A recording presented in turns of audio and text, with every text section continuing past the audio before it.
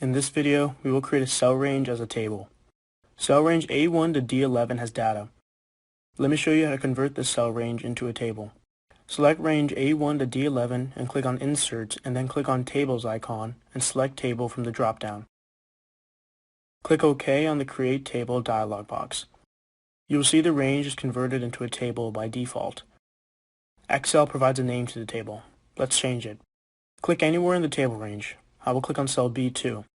You can see a new contextual tab on the ribbon called Design. Design has command group properties. Here you can see table name. Let me change the name to table 15.1. You will notice that columns have a drop-down filter button, and the cell range has banded rows. Now, let me show you how to convert a table back into a cell range. Notice that the cell range F1 to I11 is formatted as a table. Click on any cell in the table. Let me click on G3. Click on the Design Contextual tab, and you can see the table name is Table 2. The Convert to Range option is available in the Tools group. Let me click on the command Convert to Range. Click Yes on the dialog box.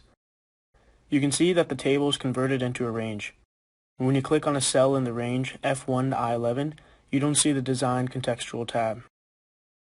Next, let me show you how to resize a table. Notice that the cell range N1 to Q11 is formatted as a table.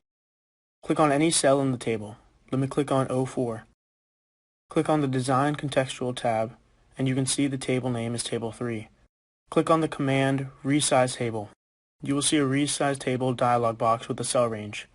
Let me select cell range O1 to P11 and click OK. The resize table has customer name and product category columns, whereas order date and profit columns are converted back into a cell range.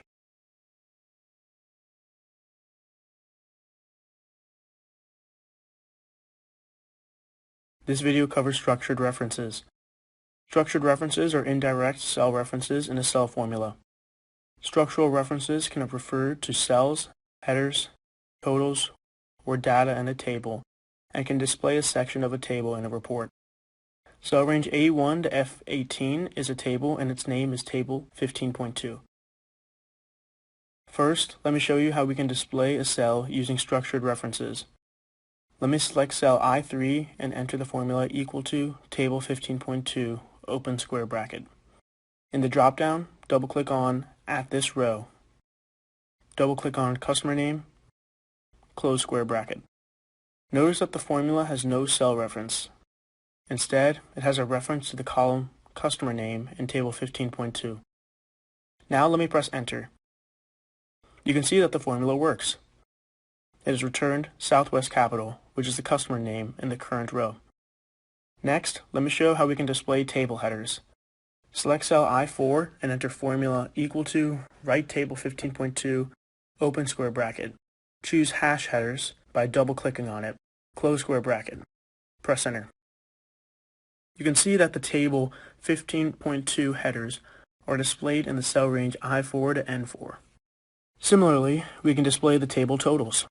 In cell I5, let me enter the formula equal to write table 15.2, open square bracket. Choose hash totals from the drop-down. Close square bracket. Press Enter. You can see the table totals in the cell range I5 to N5. We can display only the table data, excluding headers. In cell I7, let me enter the equal to, write table 15.2, open square bracket, select hash data from the drop-down, close square bracket. Press Enter. You can see the data table in cell range I7 to N22. Notice that the display has neither the header row nor the totals row. On the other hand, we can display the entire table. In cell I24, enter equal to, write table 15.2, open square bracket, choose hash all from the drop-down, close square bracket, and enter. You can see the entire table along with header and total rows is displayed in cell range I24 to N41.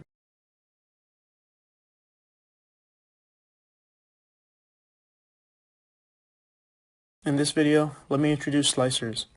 Slicers are dynamic filters that let you apply filters and view the filtered table simultaneously. Let me convert cell range A1 to G53 into a table and change the table name to 15.3.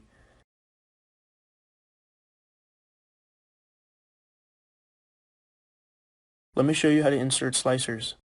The first step is to click anywhere in the table range. I will click on cell B2.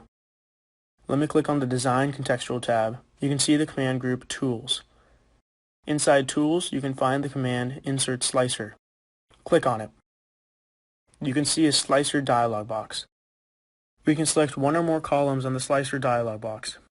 Let me select two columns, days to ship and product category, and click OK. You will notice two rectangular boxes. These are slicers. A slicer typically displays a slicer header, which indicates the column, a multi-select button, and a clear filter button. Border moving and resizing controls allow you to change the size and location of the slicer. Let me move them to the right of the table. Let me change the size of the slicer. The slicer displays a scroll bar when there are more items than are currently visible in the slicer. Let me slice the table to show only rows where the product category is clips. In the product category slicer, click on Clips. You can see that the table is filtered on the product category clips. A filtering button that is selected indicates that the item is included in the filter, whereas a filtering button that is not selected indicates that the item is not included in the filter. A clear filter button removes the filter and selects all items on the slicer. Let me clear the clips filter. You can see that all filtering buttons are selected now. Let me slice the table to show only rows where the product category is either clips or envelopes. In the product category slicer, click on Clips. Next, I need to add envelopes to the slicer. For that, I must first click on multi-select icon and then click on envelopes. You can see that the column product category is filtered for clips and envelopes. Next, let me further filter the data. I would like to filter orders, which took 6 days to ship. We can slice days to ship. I will click on the value 6. Now you can see that the table is filtered for the product's clips and envelopes, and for days to ship, value is 6.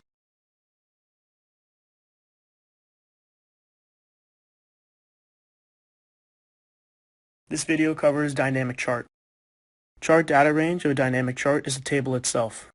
When we add rows and columns to the table, the chart will also change. Therefore, the name dynamic chart. Let me select cell range B2 to D6 and convert to a table. Let me rename the table to table 15.4. Let me show you how to visualize the table. I will select the table. You can see the quick analysis icons towards the bottom right corner of the table. And let me click on it and select the Charts tab. You will see the Excel recommended chart options to visualize the table. I could have selected from Excel recommendations. However, I want to create a bar chart. Therefore, let me click the option More Charts and then select All Charts. And then select the first chart option under the bar chart. Next, let me show you the dynamic chart features. I will add a new row towards the end of the dataset. For this, I will select cell B6 and right-click. And in the menu, I will select Insert and then select Table Row below. You can see a new table row with cells B7, C7, and D7. In B7, let me enter May. C7, let me enter 190. And in D7, let me enter 200. Observe that the chart is updated with new data. The chart dynamically changes with any change in the table data.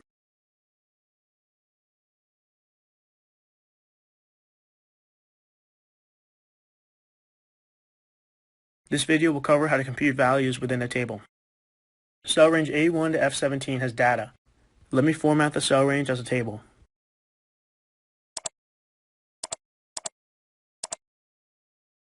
Let me rename the table to table 15.5. I want to count the number of blank cells in the column product category.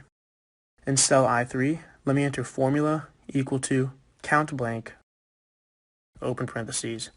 Write table 15.5, open square bracket, and in the dropdown, double-click on product category to select it. Close square bracket, close parentheses. Notice that the formula does not have cell references.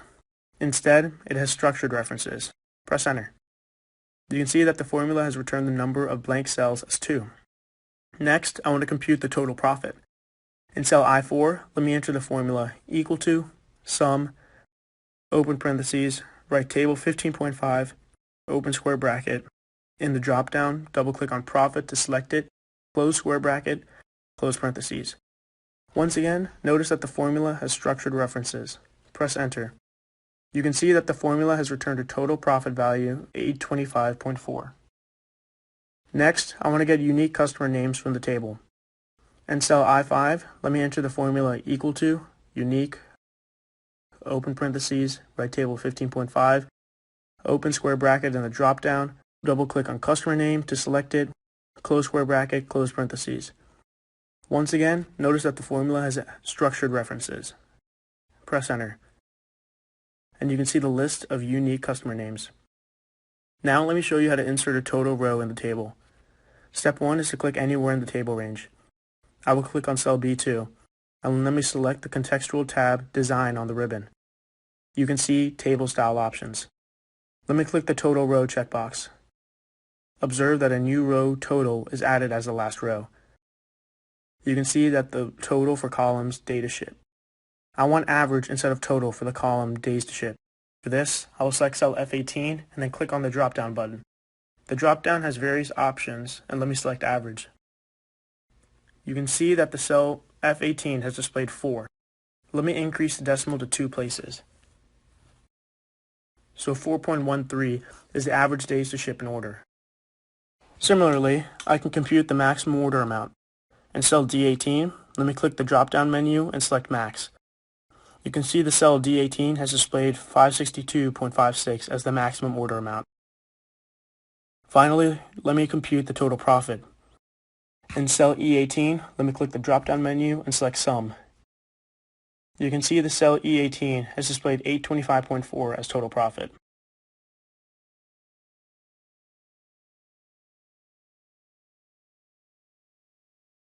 This video covers table styles and style options. Cell range A1 to I16 is a table, and its name is table 15.6. First, let's add filter buttons. Let me click on a cell inside the table and select Design on the ribbon. You can see Table Style options. I will select the checkbox Filter button. You can see that the filter buttons are enabled on the header row. Next, let me show you how to add banded columns. I will select checkbox Banded Columns. You can see that the alternate columns are shaded. Let me show you how to highlight the first column. I will select checkbox First Column. You can see that the first column cells are highlighted in bold. Similarly, you can highlight the last column. I will select checkbox Last Column. You can see that the last column cells are highlighted in bold. Next, let me show you how to add banded rows. Let me uncheck Banded Columns, First Column, and Last Column. I will click Select checkbox Banded Rows. You can see that the alternate rows are shaded. Finally, Excel offers several table styles. Table styles can help you to format a table quickly.